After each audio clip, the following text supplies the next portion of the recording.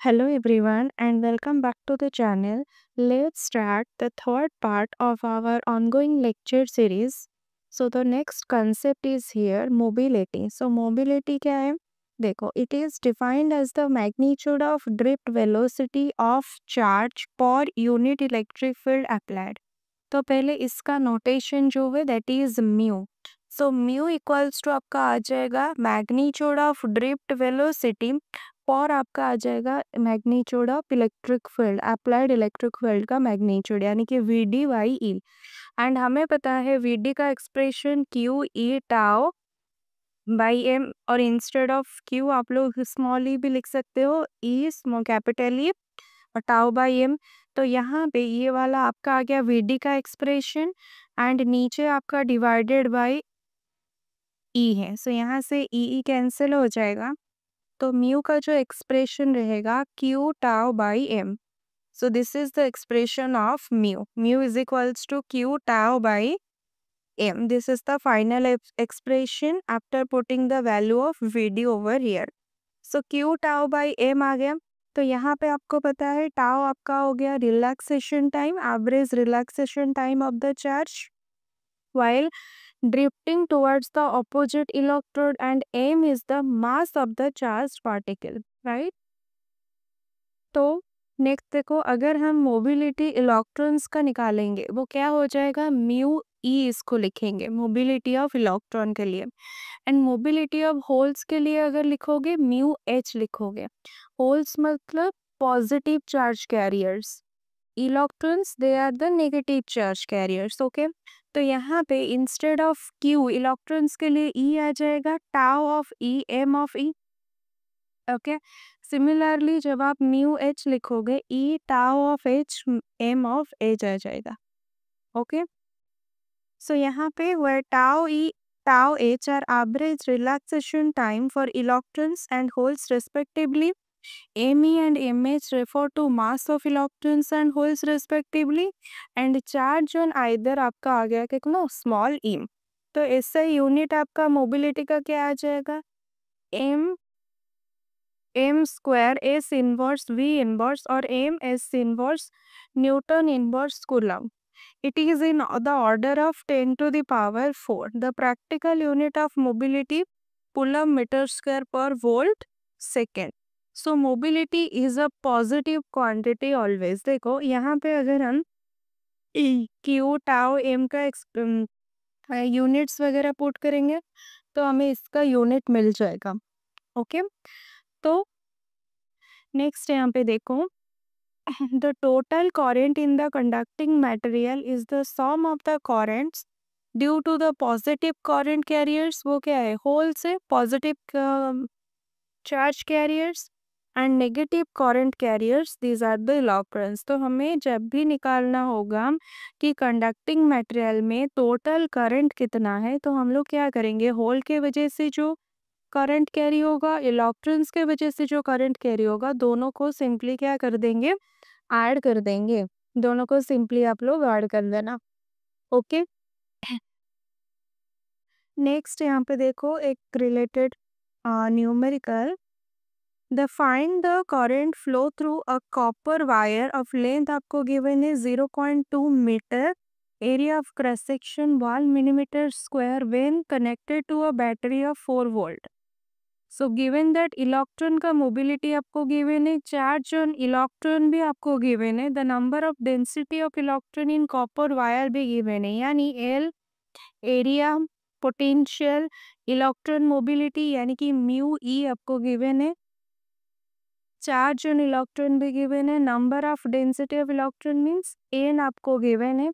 सो अभी हमें क्या पूछ रहा है कि find the current flow, you have to find the value of आई.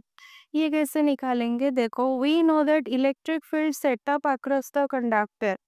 तो अगर वहाँ पे पोटेंशियल डिफरेंस लग रहा है इलेक्ट्रिक फील्ड प्रेजेंट है तो इलेक्ट्रिक फील्ड इक्वल्स टू हमें पता है कि वी डिवाइडेड बाई डी और यहाँ पे डी के जगह पर क्या आ जाएगा लेंथ ऑफ द कंडक्टर यानी कि V divided by L. V का वैल्यू 4 वोल्ट, यहाँ पे 0.2 आपका गिवन था क्या लेंथ इसको पुट करेंगे तो इलेक्ट्रिक फील्ड आपका आ जाएगा कितना 20 वोल्ट पर मीटर। ओके, क्योंकि हमें पता था potential difference and length of the conductor. By using both we can find the value of electric field. यहाँ पे देखो current through the wire, then क्या हो जाएगा कि हाँ current and V D drift velocity, इन दोनों के बीच का जो रिलेशन था क्या था, यहाँ पे करंट, यहाँ पे N E A V D, V D is the drift velocity, area of cross section, electronic charge, N is the number density. तो यहाँ पे आप लोग इंस्टेड ऑफ म्यू आप लोग क्या पुट कर सकते हो, देखो equals to N E M E mu E, यानी कि हम लोग इंस्टेड ऑफ वी डी क्या पुट कर सकते हैं, म्यू हमने अभी बताया V D by E, right. So V D के जगह पर पुट कर सकते हैं mu into E, right. So V D के जगह पर आ जाएगा म्यू इंटू ई। तो अब हम सारे के सारे वैल्यूज पुट कर देंगे तो हमें करंट मिल जाएगा। तो करंट क्या आएगा, यहाँ पे आप एन का वैल्यू डाल दो, एरिया का वैल्यू डालोगे, इलेक्ट्रॉनिक चार्ज का वैल्यू, म्यू ऑफ ई का वैल्यू एंड इलेक्ट्रिक फील्ड का वैल्यू, तो आंसर आ जाएगा एम्पियर में, that is 1.22 ampere. Okay, next देखो limitations of ohms law. Ohm's law is applicable only for certain thing. Okay, इसका भी कुछ लिमिटेशंस है। क्या लिमिटेशंस है, the device which do not obey Ohm's law are called non ohmic device, उन्हें बोलते हैं जो भी ओम्स लॉ को ओबे नहीं करता है। तो सच एज वैक्यूम ट्यूब्स आपका हो गया, semiconductor, diodes, transistors, this all are your non ohmic devices. Okay, तो द रिलेशन जो होता है V by I equals to R is valid for both ohmic and non ohmic device के लिए। ये वाला जो रिलेशन हमने देखा था ओम्स लॉ, ये दोनों के लिए एप्लीकेबल होता है। पर ओहमिक कंडक्टर्स के लिए R का वैल्यू क्या होगा, कांस्टेंट रहेगा, जो कि हमें पता है। लेकिन नॉन ओहमिक के लिए क्या होगा, R इज नॉट कांस्टेंट, जो कि ओबे नहीं करते हैं ओम्स लॉ को। दैट मीन्स यहाँ पे ओम्स लॉ आपका फेल हो जाता है। ठीक है, तो यहाँ पे कुछ ग्राफ्स वगैरह गिवन है। The limitations of ohms law are given below. यहाँ पे आप लोग देख सकते हो variation of potential difference with current, taking V along x axis and current along y axis. तो यहाँ पे देखो पोटेंशियल डिफरेंस में very non linearly with current. The variation of current with potential difference may depend upon sign of potential difference applied। तो यहाँ पे normally हम लोगों ने देखा था कि जो ओम्स लॉ को ओबे करते हैं उसका ग्राफ कैसे होता है, that is a linear graph और straight line passing through the origin. लेकिन यहाँ पे जो भी ओम्स लॉ को ओबे नहीं करेगा उनका ग्राफ किस टाइप का होगा, देखो यहाँ पे जो फास्ट ग्राफ आपको गिवन है, this is the non linear relationship between potential and current. किस टाइप का रिलेशन है, non linear relationship between potential and current, यानी कि the potential difference may not very linearly with current. Okay, यहाँ पे potential difference and current दोनों linearly very नहीं करेंगे।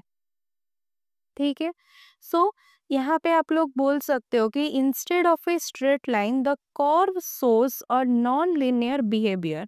तो यहाँ पे ये जो डॉटेड वाला पार्ट ये आपका शो करेगा किसको, ओम्स लॉ को, जो ओबे करते हैं। लेकिन यहाँ पे देखो nature of the graph will be like this. Okay, so indicating the resistance is not constant here. Okay, इसी वजह से नॉन ओहमिक डिवाइस में R is not constant। Next आप ग्राफ देखो, the variation of current with potential difference may depend upon sign of potential difference applied। तो यहाँ पे dependence of polarity of voltage given है, यानी कि variation of current according to the sign of potential difference. So the current में change based on the sign of the applied potential difference जो भी हम पोटेंशियल डिफरेंस अप्लाई करेंगे उसी के साइन के ऊपर करंट का वेरिएशन डिपेंड करेगा। जैसे कि हम लोग बोल सकते हैं कि डायोड डायोड आपका क्या शो करेगा, different behaviours in forward bias. Forward bias का मतलब क्या है, फॉरवर्ड बायस में करंट आपका इजीली फ्लो करता है। एंड रिवर्स बायस में क्या होगा कि वेरी लिटिल और नो करंट फ्लोज। तो बेसिकली ये किसका ग्राफ है, डायोड का ग्राफ है। डायोड का ग्राफ यहाँ पे आप लोग देख सकते हो, nature of the current, right. तो नेक्स्ट थर्ड जो गिवन है, the relationship between potential difference and current is not unique. That means there is more than one value of V for the same current. Okay, आप लोग देख सकते हो इसका graph कुछ इस तरह आएगा। This is the non linear region and non negative resistance region. यहाँ पे क्या होगा, in certain devices like gallium arsenide के केस में the relation between V and I is not unique नहीं होगा। वो क्या रहेगा, वन वैल्यू ऑफ V के लिए सेम आपका मोर than one value of V for the same current I के लिए आ जाएगा। यानी कि यहाँ पे आप लोग देखो, this graph shows a region where increasing voltage causes current to decreases a phenomenon known as negative resistance region। इस रीजन को हम लोग क्या बोलेंगे, नेगेटिव रेजिस्टेंस रीजन, जहाँ पे आपका क्या होगा कि increasing voltage causes current to decrease. Okay, voltage आपका बढ़ रहा, वोल्टेज का वैल्यू बढ़ रहा है लेकिन करंट का वैल्यू आपका क्या हो रहा है कि डिक्रीज हो रहा है इन दिस पर्टिकुलर रीजन। तो इस रीजन को आप बोला जाएगा क्या, negative resistance region. Okay, so limitation of Ohm's law आपको याद हो गया। लिमिटेशन ऑफ ओम्स लॉ में आपका तीन तरह के आएंगे यहाँ पे जो हमने बताया, जैसे कि वैक्यूम ट्यूब्स हो गया, कि सेमीकंडक्टर डायोड्स हो गए, कि ट्रांजिस्टर्स हो गए। सो नॉन ओमिक कंडक्टर्स का जो ग्राफ होगा कुछ इस तरह से होगा। ओके, इसको याद रखना। नेक्स्ट देखो, रेजिस्टिविटी ऑफ वेरियस मटेरियल्स का रेजिस्टिविटी यानी कि रो का वैल्यू कैसे फाइंड आउट करोगे। स्पेसिफिक रेजिस्टेंस और resistivity of the material of a conductor is defined as the resistance of a unit length with unit area of cross section of the material of the conductor, and that means it is also defined as the resistance of unit cube of material of the given conductor। देखो, जैसे हमें पता था rho equals to R A by L. अगर length को unit length consider करेंगे, area को unit area consider करेंगे, तो रो और रेजिस्टिविटी और स्पेसिफिक रेजिस्टेंस इक्वल किसका बराबर हो जाएगा, रेजिस्टेंस, जो कि डेफिनेशन में गिवन था। ओके, तो यहाँ से द यूनिट ऑफ रेजिस्टिविटी पता है, ohm metre, and dimensional formula भी आपको पता है। जैसे हमने बताया R equals to rho L by A, तो रो आपका हो जाएगा आर ए बाई एल। तो substituting the value of R, ये वाला वैल्यू हमने कहाँ से निकाला था, जो डिडक्शन ऑफ ओम्स लॉ याद होगा, प्रीवियस लेक्चर देख लेना। तो यहाँ पे आर का वैल्यू हम सब्सटीट्यूट कर देंगे, तो रो का जो वैल्यू आएगा रेजिस्टिविटी ऑफ मटेरियल, वो क्या आ जाएगा, M divided by N E square tau. So from the above formula, it is clear that resistivity of a conductor depends upon the following factor। तो इस वाले फॉर्मूला से देखो, रो का जो डिपेंडेंसी है एन के ऊपर, वो इन्वर्सली है number density of free electrons. N is the number density, okay, number of free electrons per unit volume. So rho inversely proportional to inversely proportional to n. So resistivity of a material is inversely proportional to number density of free electron, that means number of free electrons per unit volume. As the free electron density depends upon the nature of material, so resistivity of conductor depends upon the, किस पे depend करेगा, nature of material पे depend करेगा। Okay, क्योंकि N का जो dependency है वो मटेरियल के नेचर पे भी डिपेंड करता है, और रो का टाउ के साथ भी इन्वर्सली रिलेशन है। So resistivity of a material is inversely proportional to the average relaxation time of free electrons in the conductor. As the value of tau depends on the temperature of conductor, so resistivity of a conductor changes with temperature. So as temperature increases, tau decrease हो जाएगा, hence rho आपका increase हो जाएगा। देखो, tau का dependency temperature के ऊपर होता है, tau is inversely proportional to temperature, इसको याद रखना। अगर आपका टेम्परेचर इंक्रीज होगा तो टाउ तो डिक्रीज होगा, लेकिन अगर टाउ डिक्रीज होगा तो आपका रो इंक्रीज हो जाएगा। ओके, नेक्स्ट देखो, यहाँ पे कुछ resistivity of different materials given है ये वाले टेबल में। ओके, मेटल्स के लिए कुछ गिवन है, these are the conductors, semiconductors, insulators, alloys के लिए गिवन है रेजिस्टिविटी कितना है। ओके, यहाँ से आप कुछ का याद रख सकते हो। नेक्स्ट एक एग्जाम्पल देखो, find the time of relaxation, यानी कि टाउ का वैल्यू आपको निकालना है between collision and free path of electrons in copper at room temperature. Okay, यहाँ पे कॉपर है तो इसका रेजिस्टिविटी आपको गिवन है, density of electrons in copper भी गिवन है, that is n। Charge on an electron आपको पता है, मास ऑफ एन इलेक्ट्रॉन भी आपको पता है, drift velocity of free electron आपको गिवन है। तो मैं पूछ रहा है टाउ का वैल्यू। देखो, तो पहले तो जो गिवन है पहले वो लिख दो। नेक्स्ट हमें पता है, जो अभी हमने देखा कि रो इक्वल्स टू अभी आया था M N E square tau.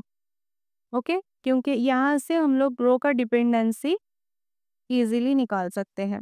तो यहाँ पे इलेक्ट्रॉन आपको गिवन है तो यहाँ पे मास ऑफ इलेक्ट्रॉन आ जाएगा। ठीक है, तो इस वाले फॉर्मूला को यूज करके आप लोग टाउ निकाल सकते हो, क्या आ जाएगा, M E divided by N E square rho. Okay, ये सारे के सारे वैल्यूज आपको गिवन है, mass of electron, number density, electronic charge, आपका रेजिस्टिविटी, सारे के सारे वैल्यूज पुट करो के आपको रिलैक्सेशन टाइम मिल जाएगा। ओके, तो यहाँ पे relaxation time equals to M E square N rho, values put करेंगे, जो भी आंसर आएगा सेकंड में आ जाएगा। ठीक है, सो क्या पूछ रहा था, find the time taken, time of relaxation between collision and also free path. जैसे कि हमने बताया था मीन फ्री पाथ का जो नोटेशन होता है वो लैम्बडा होता है, तो mean free path of electron क्या हो जाएगा, यानी कि distance covered between two collision. Mean free path का मतलब दो कोलिजन का एवरेज डिस्टेंस, राइट। तो क्या होगा ना, मीन फ्री पाथ का जो कॉन्सेप्ट वो कहाँ से आता है, ड्रिफ्ट वेलोसिटी के डेरिवेशन के वक्त। ओके, तो यहाँ पे आपका आ जाएगा वी डी, यानी कि drift velocity into relaxation time. So this is the mean free path, V D into tau. So V D का वैल्यूज गिवन है, यहाँ पे टाउ का वैल्यू रख दो, तो आंसर आपका आ जाएगा डिस्टेंस में, क्योंकि mean free path this is the distance. Okay, metre में आंसर आ जाएगा distance covered between two collision. Basically this is the average distance covered between two collision. Okay, next देखो, टेम्परेचर डिपेंडेंसी ऑफ रेजिस्टिविटी।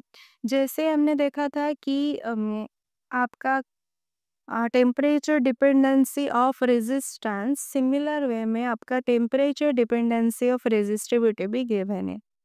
तो यहाँ पे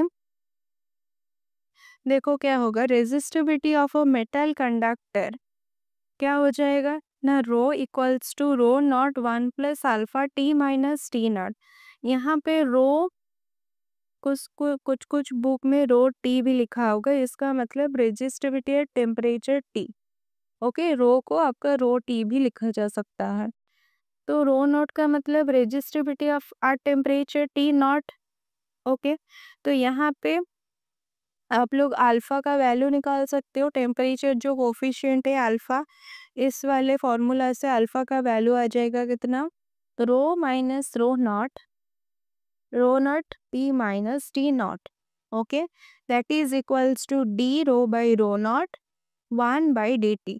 यहाँ पे D रो किसको लिखा गया है, रो माइनस रो नॉट, यानी कि चेंज इन रेजिस्टिविटी को हमने लिख दिया डी रो से। Similarly T minus T not को भी लिख सकते हैं डी टी से, यानी कि change in temperature.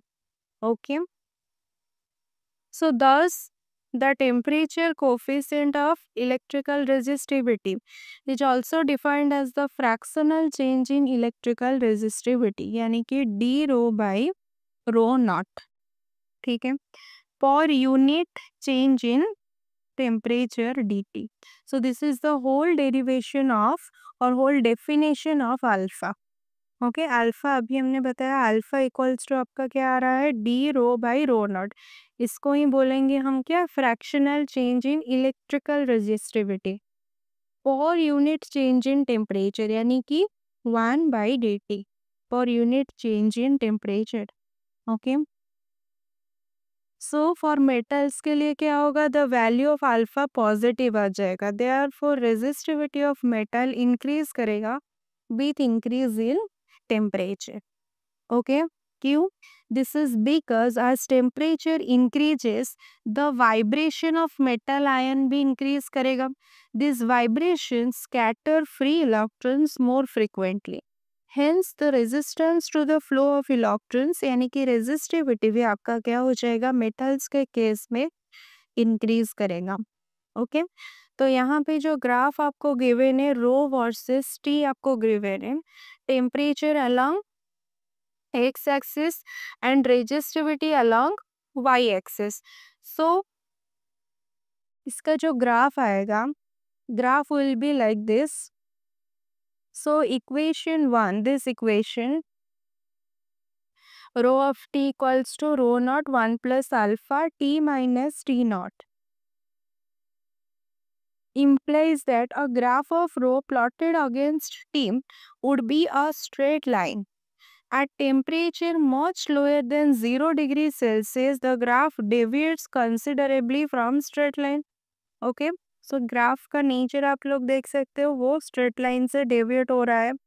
So equation 1 can be used approximately over a limited region of T around any reference temperature T naught, where the graph can be approximated as a straight line. In the intermediate region or moderate temperature range, the graph will be straight line.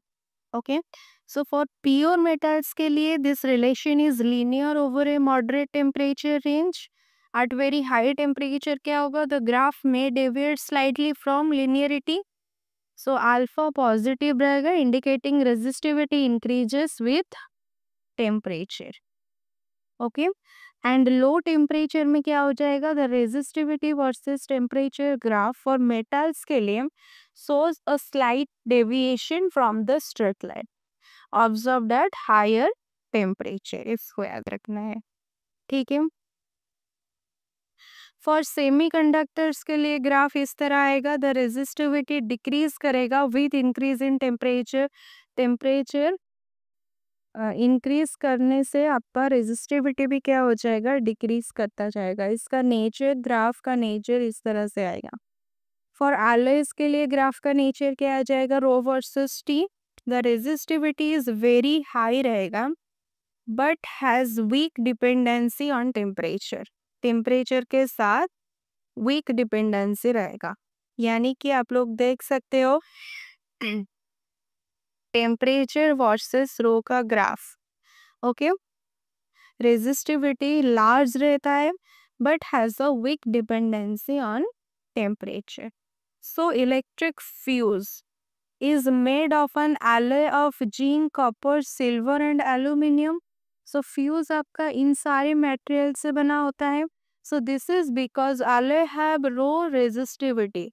This causes the wire to melt if a current more than safe current flows through the circuit. ये आपको पता है, जब भी ज़्यादा current आ जाएगा safe current से तो वो ऑटोमेटिकली मेल्ट हो जाएगा, क्योंकि alloy का रेजिस्टिविटी लो होता है।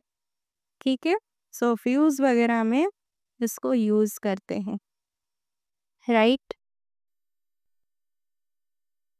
तो नेक्स्ट आएगा कंडक्टेंस एंड कंडक्टिविटी। कंडक्टेंस क्या होता है कि it is defined as the reciprocal of resistance of a conductor. Reciprocal किसका लोगे? रेजिस्टेंस लोगे कंडक्टर का, यानी कि आप लोग इसको रिप्रेजेंट करोगे कंडक्टेंस को जी से। G is the representation of conductance, notation यहाँ पे जी होगा कंडक्टेंस का रिप्रेजेंटेशन। तो जी आपका आ जाएगा 1/r, यानी कि इसका जो एसआई यूनिट होगा वो ओम इनवर्स और मो बोल सकते हो, नहीं तो सीमेन बोल सकते हो। इसका रिप्रेजेंटेशन एस में आ जाएगा। डायमेंशनल फार्मूला, यहाँ पे जो भी रेजिस्टेंस का होगा इसका इन्वर्स आ जाएगा क्या? आपका कंडक्टेंस का रिप्रेजेंटेशन। जैसे रेजिस्टिविटी होता है वैसे ही कंडक्टेंस की वजह से कंडक्टिविटी भी आएगा। ये हो जाएगा आपका reciprocal of resistivity, right. Conductivity is defined as the reciprocal of resistivity of a conductor. It is expressed as sigma. इसका नोटेशन सिग्मा में आएगा, सिग्मा इक्वल्स टू 1/ρ। तो इसका जो इसका यूनिट आएगा मो पर मीटर इनवर्स और सीमेन पर मीटर।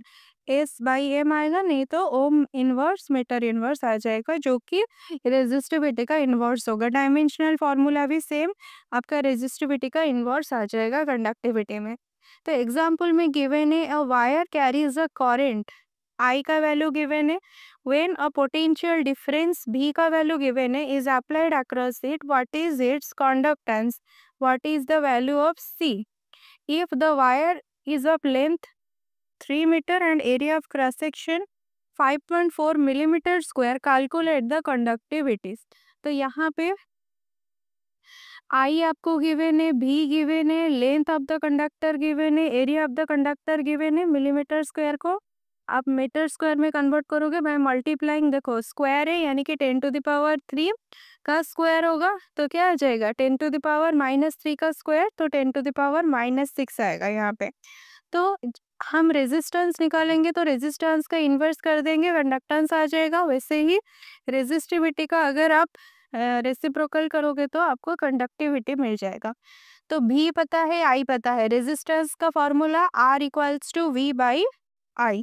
तो 15/0.5 करोगे 3 ओम। सिमिलरली कंडक्टेंस क्या हो जाएगा? One by resistance, that is 0.33 S।